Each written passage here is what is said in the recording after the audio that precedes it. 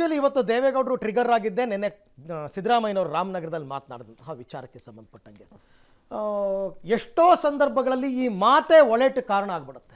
ಸಿದ್ದರಾಮಯ್ಯನವರು ಅದನ್ನು ಉದ್ದೇಶಪೂರ್ವಕವಾಗಿ ಆಡಿದ್ದ ಹೇಗೆ ಅಂತ ನಾನು ಖಂಡಿತವಾಗ್ಲೂ ತಾವು ಕೇಳಿರ್ತಕ್ಕಂಥ ಪ್ರಶ್ನೆಗೆ ಉತ್ತರ ಕೊಡೋದಕ್ಕೆ ಮೊದಲು ನಮ್ಮ ಮಿತ್ರ ಅಂತ ಸುರಭಿ ಅವರು ಕೇಳಿರ್ತಕ್ಕಂಥ ಒಂದು ಪ್ರಶ್ನೆಗೆ ನಾನು ಉತ್ತರ ಹೇಳ್ತೇನೆ. ದಯವಿಟ್ಟು ಅವರೊಂದು ಮಾತು ಹೇಳ್ತಾ ಇದ್ರು, ಯಾರು ಹಿರಿಯ ನಾಯಕರಿರ್ತಾರೆ ಅಥವಾ ಈ ದೇಶಕ್ಕೆ ಏನಾದ್ರು ಕೊಡುಗೆ ಕೊಟ್ಟಿರೋಂಥವ್ರಿಗೆ ನಾವು ಎಲೆಕ್ಷನಲ್ಲಿ ನಿಲ್ಲಿಸಬಾರ್ದು ಕ್ಯಾಂಡಿಡೇಟನ್ನು ಅಂತೇಳಿ ಅಂಬೇಡ್ಕರ್ ವಿಚಾರದಲ್ಲಿ ಅವರು ಮಾತಾಡಿದ್ರು. ಸೊ ಅಂಬೇಡ್ಕರ್ ವಿಚಾರದಲ್ಲಿ ಮಾತಾಡೋದಾದರೆ ನಾನು ಒಂದು ಪ್ರಶ್ನೆ ಕೇಳ್ತೇನೆ. ಲಾಸ್ಟ್ ಟೈಮು ನಾವು ಮತ್ತು JDS ಅವರು ಮೈತ್ರಿಲಿದ್ವಿ.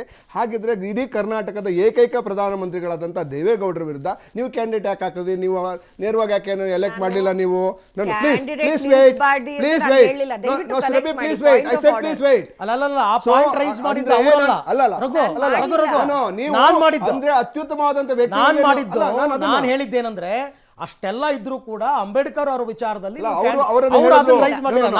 ಅತ್ಯುತ್ತಮವಾದ ವ್ಯಕ್ತಿಗಳನ್ನ, ಈಗ ಏನು ಗಣ್ಯ ವ್ಯಕ್ತಿಗಳನ್ನ, ಈ ದೇಶಕ್ಕೆ ಕೊಡುಗೆ ಕೊಟ್ಟಿರೋರ್ನ ನಾವು ಕಾಂಗ್ರೆಸ್ ಅವರು ಈ ರೀತಿ ನೋಡ್ಕೋತಾರೆ ಅಂತ ಹೇಳಿದಕ್ಕೆ ಕೇಳ್ತಾ ಇದ್ದೇನೆ.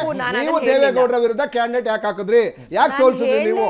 ಹಾಗಿದ್ರೆ ದೇವೇಗೌಡರು ಇಡೀ ದೇಶ ದೇವೇಗೌಡರ ಆರೋಪ ಅದಲ್ಲ. ದೇವೇಗೌಡರ ಆರೋಪ ಅದಲ್ಲ. ದೇವೇಗೌಡರ ಆರೋಪ ಅದು ಯಾವತ್ತೂ ಮಾಡಿಲ್ಲ. ಅವರು ಬಿಜೆಪಿ ಅವರು ಯಾಕೆ ಕ್ಯಾಂಡಿಡೇಟ್ ಹಾಕಿದ್ರು ಅಂತ ಹೇಳಿಲ್ಲ. ನನ್ನನ್ನು ಸೋಲ್ಸಿದ್ದು ಕಾಂಗ್ರೆಸ್ ಅವರು ಅಂತ ಹೇಳಿದ್ರು. ಆ ಪ್ರಶ್ನೆಗೆ ಬರ್ತೀನಿ. ಇವ್ರು ಹೇಳಿದಂತ ವಿಚಾರ ನಾನು ಹತ್ರ ಕೊಟ್ಟಿದ್ದೇನೆ. ಇನ್ನು ಎರಡನೇ ವಿಚಾರ ನಮ್ಮ ಮಿತ್ರ ಇನ್ನೊಂದು ಹೇಳಿದ್ರು, ಏನು ಕಾಂಗ್ರೆಸ್ಗೆ ಯಾವ ಧೈರ್ಯ ಇದೆ? ಇನ್ನು 40 ಬಂದಿದೆ, 400 ಇದ್ದವ್ರು 40 ಬಂದಿದೆ, ಅಕ್ಸೆಪ್ಟ್ ಮಾಡ್ಕೊಳ್ತೀವಿ. ಈ ದೇಶದ ಜನ ನಾವು 40 ಕೊಟ್ಟಲ್ಲ, 0 ಕೊಟ್ಟರು ಅಕ್ಸೆಪ್ಟ್ ಮಾಡ್ತೇವೆ. ಇನ್ನು ಅವರು ಏನು ಕೊಡುವಂತ ಆದ್ರೆ ನಾವು ಯಾವ ಧೈರ್ಯದ ಮೇಲೆ ಹೇಳ್ತೀವಿ ಅಂತ ಹೇಳಿದ್ರೆ, ಒಂದು ಕಾಲದಲ್ಲಿ ಕೇವಲ ಒಂದೇ ಒಂದು ರಾಜ್ಯದಲ್ಲಿದ್ದಂತಹ ಕಾಂಗ್ರೆಸ್ ಇವತ್ತು 3 ರಾಜ್ಯಗಳಲ್ಲಿ ಇಂಡಿಪೆಂಡೆಂಟ್ ಅಧಿಕಾರದಲ್ಲಿದ್ದೇವೆ. ಇವರು ಅಧಿಕಾರಕ್ಕೆ ಬಂದ ನಂತರ ನಾವು 3 ರಾಜ್ಯಗಳಲ್ಲಿ ಇಂಡಿಪೆಂಡೆಂಟ್ ಅಧಿಕಾರದಲ್ಲಿದ್ದೇವೆ. ನಾವು ಅಧಿಕಾರಕ್ಕೆ ಬಂದ ಮೇಲೆ ಇಡೀ ದಕ್ಷಿಣ ಕರ್ನಾಟಕದಲ್ಲಿ ಬಿಜೆಪಿ ವೈಪೌಟ್ ಆಗಿದೆ. ಸೊ ಅಂದ್ರೆ ಕೇವಲ ಇಡೀ ದೇಶದಲ್ಲಿ ಇರ್ತಕ್ಕಂಥ 30 ರಾಜ್ಯಗಳಲ್ಲಿ ಬಿಜೆಪಿ ಅಧಿಕಾರದಲ್ಲಿ ನಾವು we are not telling about BJP here. ನಾವು ಮಾತನಾಡ್ತಾ ಇರ್ತಕ್ಕಂಥದ್ದು Siddaramaiah versus Deve Gowda, Siddaramaiah versus Yediyurappa, Siddaramaiah versus Modi ಆರಂಭದಿಂದ ಶುರು ಆಗಿರ್ತಕ್ಕಂಥದ್ದು. ಇಲ್ಲಿ ನಿಮ್ಗೆ ಹೆಂಗೆ ಅಂತಂದ್ರೆ ದೇವೇಗೌಡರ ಕಿಚ್ಚಿನ ಮಾತುಗಳನ್ನ ಕೇಳಿದ್ದ ಸಿದ್ದರಾಮಯ್ಯನವರ ಗೌರವಭಂಗ ಆಗಬೇಕು. ನೋಡಿ, ದೇವೇಗೌಡರವರು ಹುಟ್ಟು ಹೋರಾಟಗಾರರು. ಇಡೀ ದೇಶದಲ್ಲಿ ಯಾರಾದ್ರೂ ಒಬ್ರು 24/7 ರಾಜಕೀಯ ಮಾಡ್ತಾರೆ ಅಂದ್ರೆ ಅದರಲ್ಲಿ ಬಹುಮುಖ್ಯವಾಗಿ ನಿಂತ್ಕೊಳ್ಳೋರು ದೇವೇಗೌಡರು. ಅದು ಅವರ ರಾಜಕೀಯ ಗುಣ, ಅದು ಅವರ ಛಲ. ಸೊ ಹಾಗಾಗಿ ದೇವೇಗೌಡ ರಾಜಕೀಯ ಅವರ ಕೊನೆ ಉಸಿರಿರೋರ್ಗು ರಾಜಕೀಯ ಮಾಡ್ತೀನಿ ಅಂತ ಹೇಳ್ತಾರೆ, ಅದನ್ನ ಮಾಡೇ ಮಾಡ್ತಾರೆ. ಒಂದು ನಾನು ಹೇಳ್ತೀನಿ, ಗಂಗಾಧರ ಮೂರ್ತಿ ಅವರ 2000 ಕಳೆದ ವರ್ಷಕ್ಕೆ ಹೋಗೋಣ. 2023 ವಿಧಾನಸಭಾ ಚುನಾವಣೆ ಸಂದರ್ಭದಲ್ಲೂ ಕೂಡ ದೇವೇಗೌಡರು ಪ್ರಚಾರಕ್ಕೆ ಬಂದ್ರು, ಇಲ್ಲ ಅಂತಲ್ಲ, ಕೆಲವು ಕಡೆ ಮಾತನಾಡಿದ್ರು. ಬಟ್ ಇಂಥ ಮಾತುಗಳು ಬಂದಿರಲಿಲ್ಲ ದೇವೇಗೌಡರ ಬಾಯಲ್ಲಿ. ಇಲ್ಲ, ಒಂದು ನಿಮಗೆ ಯಾವಾಗಲೂ ಹೇಳ್ತೀನಿ ಕೇಳಿ, ದೇವೇಗೌಡರು ಗೆದ್ದಾಗ ರಾಜಕಾರಣ ಮಾಡೋದು ಮತ್ತೊಂದು ಕಮ್ಮಿ ಮಾಡ್ತಾರೆ. ಯಾವಾಗ ಅತಿ ಹೆಚ್ಚು ಸೀಟ್ ಬಂದು ಗೆದ್ದು ಅಧಿಕಾರದಲ್ಲಿದ್ದಾಗ ಕಡಿಮೆ ಮಾಡ್ತಾರೆ ಹೋರಾಟ ಮತ್ತೊಂದು. ಯಾಕೆಂದ್ರೆ ಅವರು ಹೇಳ್ತಾರೆ, ನನ್ನ ರಾಜಕೀಯ ಜೀವನದಲ್ಲಿ ಅವರ 62 ವರ್ಷದ ರಾಜಕಾರಣ ಜೀವನದಲ್ಲಿ ಕೇವಲ 5-5.5 ವರ್ಷ ಮಾತ್ರ ಅಧಿಕಾರ ರಾಜಕಾರಣ ಮಾಡಿರೋದವರು. 3.5 ವರ್ಷ PWD ಮಂತ್ರಿ, 16 ತಿಂಗಳು ಮುಖ್ಯಮಂತ್ರಿ, 10 ತಿಂಗಳು ಪ್ರಧಾನಮಂತ್ರಿ. ಇನ್ನು ಮಿಕ್ಕಿದಷ್ಟು ವರ್ಷ ಸರಿಸುಮಾರು 57 ವರ್ಷಗಳ ಕಾಲ ವಿರೋಧ ಪಕ್ಷ. ಅಂದರೆ ಅವರಿಗೆ ವಿರೋಧ ಪಕ್ಷದಲ್ಲಿ ಇದ್ದಾಗ ಕೆಲಸ ಮಾಡೋಷ್ಟು ಆಡಳಿತದಲ್ಲಿ ಮಾಡೋಕ್ಕಾಗಲ್ಲ ಅನ್ನೋದು ಅವರು ಇದು. ಹಾಗಾಗಿ ಅವರು ಇವತ್ತು ಸೋತಿದ್ದೀವಿ ನಾವು. ಕಳೆದ ಬಾರಿ ಅಸೆಂಬ್ಲಿ ಚುನಾವಣೆಯಲ್ಲಿ ಯಾವ್ಯಾವುದೋ ಕಾರಣಗಳಿಗೆ ಕಾಂಗ್ರೆಸ್ ಅವ್ರು ಮಾಡಿದಂಥ ರಾಜಕಾರಣಕ್ಕೆ ನಾವು ಸೋತಿದ್ದೀವಿ. ಆದರೆ ಸೋತಂಥ ಸಂದರ್ಭದಲ್ಲಿ ದೇವೇಗೌಡರು ಇವತ್ತು ಸಿಡಿದೆದ್ದಿದ್ದಾರೆ ಅಂದರೆ, ಅವ್ರು ಪಾರ್ಲಿಮೆಂಟಲ್ಲಿ ಪ್ರೈಮ್ ಮಿನಿಸ್ಟರ್ ರಿಸೈನ್ ಮಾಡಿದಾಗ ಏನು ಹೇಳಿ ಬಂದಿದ್ರು? ಮತ್ತೊಮ್ಮೆ ನಾನು ಧೂಳಿನಿಂದ ಎದ್ದು ಬರ್ತೇನೆ ಅಂತ ಹೇಳಿ ಬಂದಿದ್ರು. ಅದಾಗಿ ಕೆಲವೇ ತಿಂಗಳಲ್ಲಿ ಕರ್ನಾಟಕದಲ್ಲಿ ರಾಜ್ಯದಲ್ಲಿ ಅಧಿಕಾರ ಹಿಡಿದ್ರು. ಅದೇ ಕಾಂಗ್ರೆಸ್ಸು ನಮ್ಮ ಮನೆ ಬಾಗಿಲಿಗೆ ಬರಂಗೆ ಮಾಡಿಕೊಂಡ್ರು. ಹೌದಾ? ಆ ಛಲ ಮತ್ತೆ ಇದು ಇರೋದು ಮೂಲ ಪ್ರಶ್ನೆ ಇರ್ತಕ್ಕಂಥದ್ದು. ಈಗ ಸಿದ್ದರಾಮಯ್ಯನವರು ಒಂದು ವೇಳೆ 2018 ಚುನಾವಣೆ ಸಂದರ್ಭದಲ್ಲಿ ಅವರು ಮುಖ್ಯಮಂತ್ರಿ ಟರ್ಮ್ ಮುಗಿದ ನಂತರ ಅವರು ಕುಮಾರಸ್ವಾಮಿ ದೇವೇಗೌಡರನ್ನ ಟಾರ್ಗೆಟ್ ಆಗಿ ಹೆಚ್ಚು ಮಾತನಾಡಿದ್ರು, ಒಕ್ಕಲಿಗ ಸಮುದಾಯವನ್ನು ಟಾರ್ಗೆಟ್ ಮಾಡಿ ಮಾತನಾಡಿದ್ರು. ಹಾಗಾಗಿ ಹಳೆ ಮೈಸೂರು ಭಾಗದಲ್ಲಿ JDSಗೆ ಗೈನ್ ಆಯಿತು ಅಂತ ಟಾಕ್ ಇದೆ ತಾನೆ? ಇಲ್ಲ, ಅದು- ಈಗ ಇದೆ ತಾನೇ. ಅಲ್ಲ, ಅದು ಈಗ ದೇವೇಗೌಡರು ಸಿದ್ದರಾಮಯ್ಯನವರ ವಿರುದ್ಧ ಮಾತನಾಡಿದ್ರೆ ಅವ್ರಿಗೆ ಗರ್ವಭಂಗ ಆಗಬೇಕು ಅಂದ್ರೆ ಅದು JDSಗೆ ನೆಗೆಟಿವ್ ಆಗಲ್ವಾ? ಇಲ್ಲ, ನಾನು ಹೇಳ್ತಿರೋದು ಏನು ಅಂತಂದ್ರೆ, ಈಗ ಅಧಿಕಾರದಲ್ಲಿದ್ದಾರೆ ಮನೆ ಸಿದ್ದರಾಮಯ್ಯನವರು, ಹೌದಾ? ಕಳೆದ ಬಾರಿನೂ 13ರಲ್ಲಿ ಅಧಿಕಾರದಲ್ಲಿತ್ತು. ಅಷ್ಟೆಲ್ಲ ಭಾಗ್ಯಗಳು ಕೊಟ್ಟರು ಕೂಡ ದೇವೇಗೌಡರು ಭಾಷಣ, ಕುಮಾರಸ್ವಾಮಿ ಅವರ ಭಾಷಣ ಮತ್ತೆ ಸಿದ್ದರಾಮಯ್ಯನವರ ನಡವಳಿಕೆ, ಕಾಂಗ್ರೆಸ್ ಪಕ್ಷದ ನಡವಳಿಕೆಯಿಂದ ಸೋತು ಸುಣ್ಣಾದ್ರು. ಸ್ವತಃ ಸಿದ್ದರಾಮಯ್ಯನವರೇ 36-37 ಸಾವಿರದಿಂದ ಸೋತು ಬಾದಾಮಿಯಲ್ಲಿ ತಿಣಕಾಡಿ 1700 ಹೋಟೆಲ್ ಗೆದ್ರು, ಹೌದಾ? ಈಗ ನಮಗೆ ಗುರಿ ಇರ್ತಕ್ಕಂಥದ್ದು ಏನು ಅಂತಂದ್ರೆ, ಕರ್ನಾಟಕದಲ್ಲಿ ಸಿದ್ದರಾಮಯ್ಯನವರು ಇವತ್ತು ಇಬ್ಬರನ್ನ ಟಾರ್ಗೆಟ್ ಮಾಡಿದ್ದಾರೆ. ಒಂದು ಮೋದಿಯವ್ರನ್ನ, ಒಂದು ದೇವೇಗೌಡರನ್ನ.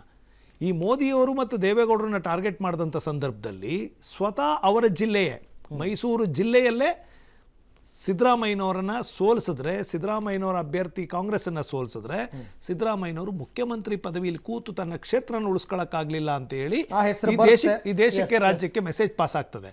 ಆ ಕಾರಣಕ್ಕೋಸ್ಕರ ಹೇಳಿರ್ತಕ್ಕಂಥ ಮಾತದು.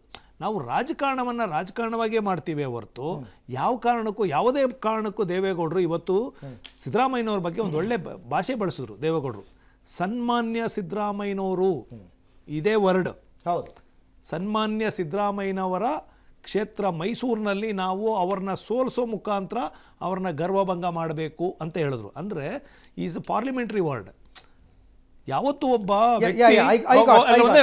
ಯಾವತ್ತು ಒಬ್ಬ ವ್ಯಕ್ತಿ ಒಂದು ಹುದ್ದೆ ಮತ್ತೆ ವಯಸ್ಸು ಮೀರ್ತಾ ಇದ್ದಂಗೆ, ಮಾಗ್ತಾ ಇದ್ದಂಗೆ ರಾಜಕಾರಣದಲ್ಲಿ ಭಾಷೆಗಳ ಬಳಕೆಗೂ ಕೂಡ ಹಾಗೆ ಇರಬೇಕು. ವಯಸ್ಸಿನ ಮೀರಿದ ಭಾಷೆಗಳು ಮತ್ತೆ ಚಿಕ್ಕ ಮಕ್ಕಳ ಭಾಷಣಗಳು ಇವೆಲ್ಲ ಮಾಡಬಾರ್ದು. ಏಕವಚನ ಪ್ರವಚನಗಳು ಮತ್ತೆ ಇವೆಲ್ಲ ಮಾಡಿದ್ರೆ ಅವ್ರಿಗೆ ಮೂಲ ಆಗ್ತದೆ, ಬಿಟ್ರೆ ಬೇರೆ ಇನ್ನೇನು ಆಗಲ್ಲ ಅದರಿಂದ. ಬಟ್ ಅದೇ ಪ್ರಶ್ನೆ ನಿಮಗೆ ಟ್ರಾನ್ಸ್ಫರ್ ಮಾಡ್ತೀನಿ. ಯಾಕಂದ್ರೆ ನೀವು ಅವ್ರ ಜೊತೆ ಮೈತ್ರಿ ಮಾಡ್ಕೊಂಡಿರೋದ್ರಿಂದ ಹಳೆ ಮೈಸೂರು ಭಾಗದಲ್ಲಿ JDS ವರ್ಸಸ್ ಕಾಂಗ್ರೆಸ್ ಅಂತ ಆಗಿ ಇಂಥ ವಾಗ್ಪ್ರಹಾರಗಳು ಜಾಸ್ತಿ ಆಗ್ತಾ ನಿಮಗೆ ಅವರ ಮೈತ್ರಿಯಲ್ಲಿ ನಿಮಗೇನಾದರೂ ನೆಗೆಟಿವ್ ಆಗುವಂಥ ಚಾನ್ಸಸ್ ಇದೆಯಾ? ಇದ್ರ ಬಗ್ಗೆ ತಾವು ಗಂಭೀರವಾಗಿ ಯೋಚನೆ ಮಾಡಿದಿರಾ ನಿಮ್ಮ ಪಾರ್ಟಿಯವರು ಅಂತ? ಅಲ್ಲ ನೋಡಿ, ಒಂದು ನಾವು ಏನು ವೆರಿ ಕ್ಲಿಯರ್ ಆಗಿ ಮಾಡಿದೀವಿ ಅಂದ್ರೆ, ಈ ಒಂದು ಸಭೆ ಮಾಡಿರುವಂಥದ್ದು ನಮ್ಮ ಪಕ್ಷ ಮತ್ತು JDS ಪಕ್ಷ ಏನು ಈ ಮೈತ್ರಿ ಪಕ್ಷಗಳು ಎರಡು ಇವೆಯೋ ಅದು ಸ್ಟ್ರಾಟಜಿನ ಯೋಚನೆ ಮಾಡಿಕೊಂಡು ಏನು ನಮ್ಮ ನೆಕ್ಸ್ಟ್ ಸ್ಟೆಪ್ಸ್ ಇರಬೇಕು ಅನ್ನೋದು, ಹೇಗೆ ನಾವು ಅಪ್ರೋಚ್ ಮಾಡಬೇಕು ಅನ್ನೋದು ಕ್ಲಿಯರ್ ಕಟ್ ಆಗಿ ಯೋಚನೆ ಮಾಡಿದೀವಿ. ಏನು ಇವ್ರದ್ದು 2019ರಲ್ಲಿ ಮಾಡೋದಕ್ಕಾಗದೇ ಇರುವಂಥದ್ದು, ನಮ್ಮ ಎರಡು ಕಾರ್ಯಕರ್ತನ ಒಂದು ಮಾಡುವಂಥದ್ದು, ಅದು ಒಂದು ದೊಡ್ಡ ಕೆಲಸ ಇವತ್ತಾಗಿದೆ.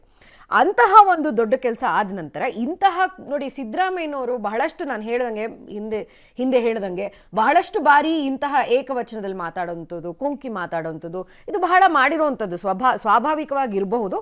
ಆದರೆ ದೇವೇಗೌಡರ ವಿರುದ್ಧ ಈ ಥರ ಒಂದು ಅಷ್ಟು ಲೆವೆಲ್ಗೆ ತೊಗೊಂಡು ಹೋಗಬೇಕು ಅಂದರೆ ಏನೋ ಒಂದು ಬಹುಶಃ ಏನೋ ಅದ್ರ ಹಿಂದೆ ಏನೋ ಇರಬಹುದೇನೋ ಅಂತ. ನಿಮ್ಮ ಪಾರ್ಟಿಗೆ ಅದರಿಂದ ಡ್ಯಾಮೇಜ್ ಆಗುತ್ತಪ್ಪ ಈ ಥರ ಇವ್ರು ಮಾತಾಡ್ಕೊಂಬಿಟ್ರೆ ಆ ಥರದ್ದೇನು ಭಯ ಇಲ್ಲ ಹಾಗಾದ್ರೆ? It's a strategy. ಅಲ್ಲ, ಸ್ಟ್ರಾಟಜಿ ಅಂತ ಅಲ್ಲ. ಒಬ್ರು ಯಾರೋ ಬಂದು ನಿಮ್ಮ ಮೇಲೆ ಕಲ್ಲು ಎಸೆದ್ರೆ you have to protect yourself and fight back. ಸಿದ್ದರಾಮಯ್ಯನವ್ರು ಮಾತಾಡ್ತಾ ಇರೋದು ಆ ಥರ. ದೇವೇಗೌಡರಿಗೆ 91 ಇಯರ್ಸ್, ನಮ್ಮ JDS ವಕ್ತಾರರು ಹೇಳ್ದಂಗೆ ಒಂದು ಲೆವೆಲ್ ರೀಚ್ ಆದ ನಂತರ ಯಾವ ತರ ಭಾಷೆ ಮಾತಾಡಬೇಕು ಅಂತ ಯೋಚನೆ ಮಾಡಬೇಕು. ನಾನು ಮುಗಿಸ್ಬಿಡ್ತೀನಿ, ನನಗೆ ಕಡಿಮೆ ಟೈಮ್ ಸಿಕ್ಕಿದೆ, ನಾನು ಮುಗಿಸ್ಬಿಡ್ತೀನಿ ದಯವಿಟ್ಟು. ನಾವು ಪ್ರಧಾನಮಂತ್ರಿ ಮೋದಿ ಅವರನ್ನ ಒಂದು ನಡವಳಿಕೆಯನ್ನ ನೋಡಬೇಕು. ಯಾವ ಗುಲಾಂ ನಬಿ ಆಜಾದ್ ರಿಟೈರ್ ಆದಾಗ ಬೇರೆ ಯಾವುದೋ ಪಕ್ಷದಲ್ಲಿದ್ದ ಕಾಂಗ್ರೆಸ್ ಲೀಡರ್ ಆಗಿದ್ದಾಗ ಅವ್ರ ಬಗ್ಗೆ ಮಾತಾಡಿದ ಹೇಗೆ, ಪ್ರಧಾನಮಂತ್ರಿ ಮೋದಿ ಅವರ ಬಗ್ಗೆ ಆಸ್ಟ್ರೇಲಿಯಾದ ಪ್ರೈಮ್ ಮಿನಿಸ್ಟರ್ ಆಗಿರ್ಬೋದು, ಆದರೆ ಅಲ್ಲೇ ಇಲ್ಲಿರುವಂಥ ನಮ್ಮ ನಾಯಕರಾದ ದೇವೇಗೌಡರು ಇರ್ಬೋದು, ಯಾವ ಯುವಕರಿರ್ಬೋದು, ಅಥವಾ ಕಾಶ್ಮೀರಲ್ಲಿ ಇವಾಗಿರುವಂತಹ ಬಹಳಷ್ಟು ಜನ ಇರ್ಬೋದು, ಆ ರೆಸ್ಪೆಕ್ಟ್ ಇದೆಯಲ್ಲ ಅದು ನಮ್ಮ ಸಂಸ್ಕಾರ. ಆ ರೆಸ್ಪೆಕ್ಟ್ ಬಗ್ಗೆ ಒಂದ್ ನಿಮಿಷ. ಈಗ ಪ್ರಶ್ನೆ ಇರ್ತಕ್ಕಂಥದ್ದು 2019ರಲ್ಲಿ ಮೇಡಮ್ ಒಂದು ಬ್ರೇಕ್ ತಗೋತೀನಿ. 2019ರಲ್ಲಿ JDS ಮತ್ತು ಕಾಂಗ್ರೆಸ್ನ ಮೈತ್ರಿ, 23ರಲ್ಲಿ JDS ಮತ್ತು BJPಯ ಮೈತ್ರಿಯನ್ನು ತಾಳೆ ಹಾಕಬೇಕಾಗುತ್ತೆ. ಇದರ ಹಿನ್ನೆಲೆ ಏನು? ಚರ್ಚೆ